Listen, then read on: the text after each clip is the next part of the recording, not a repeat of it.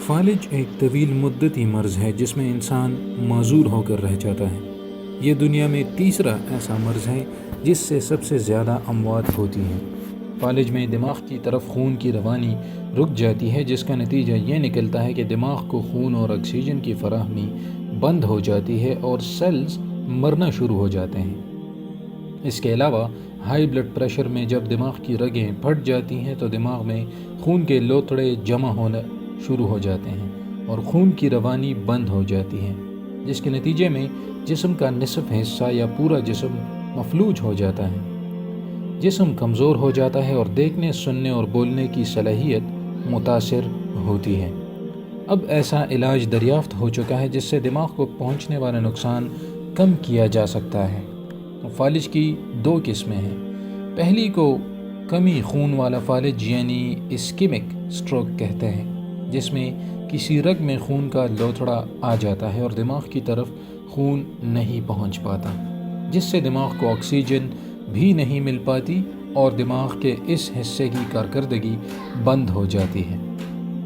تقریباً 7% افراد کو کمی خون والا فالج ہوتا ہے۔ اس کی دوسری قسم کو جریان خون والا فالج یا ہیموریجک سٹروک کہتے ہیں۔ اس میں ہائی بلڈ پریشر کی وجہ سے دماغ کو کوئی بھی رگ پھٹ سکتی ہے اور خون دماغ میں جمع ہو جاتا ہے۔ ایک فالج کم دورانیے کا بھی ہوتا ہے جسے چھوٹے حملے والا فالج یا ٹرانزینٹ اسکیمک اٹیک کہتے ہیں۔ اس کا دورانیہ 15 منٹ سے 2 گھنٹے کے بیچ ہوتا ہے۔ اس کے بعد یہ خود بخود ختم ہو جاتا ہے، لیکن اسے نظر انداز نہیں کیا جا سکتا کیونکہ یہ فالج ہونے کی علامت ہے۔ اس کا باقاعدہ علاج کرانا بھی بہت ضروری ہے، اس لیے کہ فالج ہونے کے خدشات پھر دوبارہ آنے کے لیے بڑھ جاتے ہیں۔ کم دورانیے کے فالج میں جسم کا کوئی حصہ کمزور یا سن ہو جاتا ہے اور بولنے میں دقت ہوتی ہے۔ فالج ہونے کی بہت سی وجوہات ہیں جن میں سے کچھ پر ہمارا اختیار نہیں ہے، مثلاً جینیاتی عوامل یعنی جنس اور عمر رسیدگی۔ عمر جیسے جیسے بڑھتی ہے فالج ہونے کا خدشہ بھی بڑھ جاتا ہے۔ فالج موروثی مرض ہے، خاندان میں کسی بڑے کو ہو تو بچوں کو بھی ہو سکتا ہے۔ بہت سی وجوہات ایسی بھی ہیں جن پر قابو پانا ہمارے اختیار میں ہے، جیسے کہ کولیسٹرول، بلڈ پریشر، ڈائیبٹیز یا شوگر، تمباکو نوشی اور دل کی ناہموار دھڑکنیں جسے ہارٹ پلپیٹیشنز بھی کہتے ہیں، تو ان کو روکنا۔ اگر دل ٹھیک طریقے سے خون کو پمپ نہیں کرتا تو وہ رگوں میں جمنے لگتا ہے، پھر جمے ہوئے لوتھڑے رگوں کے ذریعے دماغ میں پہنچ جاتے ہیں اور خون کی آمد و رفت کو بند کر دیتے ہیں۔ ترقی یافتہ ملکوں میں عام طور پر 60 برس کی عمر کے بعد فالج ہو سکتا ہے، لیکن ترقی پذیر ملکوں میں یہ 40 اور 50 برس کی عمر میں بھی ہو سکتا ہے اور اس سے کم عمر میں بھی ہوتا ہے۔ یہ ہمارے لیے ایک المیہ کی بات ہے کہ ہم نے اپنی آبادی کو کنٹرول نہیں کیا اور نالج کو گین نہیں کیا۔ تو اگر ہم علم کو حاصل کرتے اور اپنی آبادی کا فائدہ اٹھاتے تو آج ہمیں یہ دن نہ دیکھنے پڑتے۔ ہمارے ملک میں بھی یہ عمر کے اسی حصے میں لاحق ہوتا ہے، کیونکہ ہمارے ہاں بلڈ پریشر اور ذیابیطس کے علاوہ کئی دوسری بیماریاں عام ہیں اور بازار کے تیار شدہ کھانے کا رواج بھی بہت بڑھ چکا ہے، اور بازاری کھانوں میں وہ کولیسٹرول جو کہ سب سے خراب ہوتا ہے، وہ آئل وہ یوز کرتے ہیں کہ جو آلریڈی یوزڈ ہوا ہوتا ہے، یعنی جب تک وہ ختم نہیں ہوتا اس کو بار بار گرم کیا جاتا ہے، تو اس سے جو اس کی افادیت تو شروع سے ہی بہت کم ہوتی ہے اور بعد میں وہ ختم ہو جاتی ہے اور صرف نقصان دینے کے قابل وہ رہ جاتا ہے۔ لیکن چونکہ یہ ان کے جیب گرم کرنے اور پیسے کمانے کا ذریعہ ہے تو وہ زحمت نہیں کرتے نیا آئل خریدنے کا یا نیا بنسپتی گھی لانے کے لیے، تو اس وجہ سے ہمارے ہاں بیماریاں اور بڑھ جاتی ہیں۔ خواتین میں ہارمونز کی تبدیلی زیادہ عمل میں آتی ہیں، لہٰذا ان میں فالج ہونے کے خدشات زیادہ ہوتے ہیں۔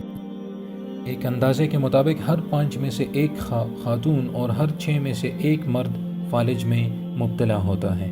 خواتین کو یہ مرض عموماً 75 برس کی عمر کے بعد ہوتا ہے۔ اس کا مرض اچانک حملہ آور ہوتا ہے، کچھ دکھائی نہیں دیتا، سر میں شدید درد ہوتا ہے، جب دکھائی دیتا ہے تو 1 کے 2 نظر آتے ہیں۔ کھے یا متلی ہونے کے بعد جسم کا ایک حصہ کمزور ہو جاتا ہے۔ علامات ظاہر ہونے پر مرض کو جانچنے کے لیے FAST کے اصول کے تحت کام کیا جاتا ہے۔ اس کا مطلب یہ ہے کہ اگر چہرہ ایک طرف سے ٹیڑھا ہو جائے، اگر بازوؤں کو کاندھوں تک لائیں اور ان میں سے ایک ڈھلک کر نیچے گر جائے اور بولنے پر الفاظ سمجھ میں نہ آئیں تو ٹائم ضائع کیے بغیر معالج سے رجوع کریں۔ جب مریض کسی معالج کے پاس جاتا ہے تو سب سے پہلے اس کا بلڈ پریشر اور خون میں شوگر کے لیول کو چیک کیا جاتا ہے، پھر CT اسکین کیا جاتا ہے اور سب سے آخر میں دماغ کا MRI کیا جاتا ہے، جس سے فالج کی تصدیق ہو جاتی ہے۔ بعض اوقات گردن کی رگوں کا الٹرا ساؤنڈ بھی کیا جاتا ہے۔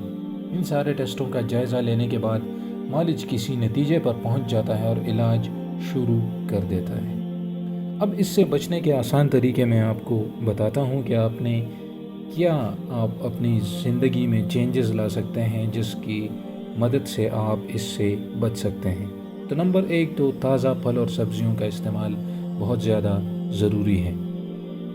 تو آپ مرغن غذاؤں کی جگہ تازہ پھل اور سبزیوں کو پریفر کریں۔ نمبر 2 پروٹین سے بھرپور غذائیں استعمال کریں۔ ممکن ہو تو مرغی اور مچھلی زیادہ استعمال کریں، لیکن مرغی بھی فرائیڈ نہ ہو، یعنی ڈرائی میٹ جسے کہتے ہیں، جس کو سجی کہتے ہیں، اس کو یوز کریں، اور مچھلی کا بھی ایسا ہی سسٹم ہے۔ کم چکنائی والا کھانا کھائیں۔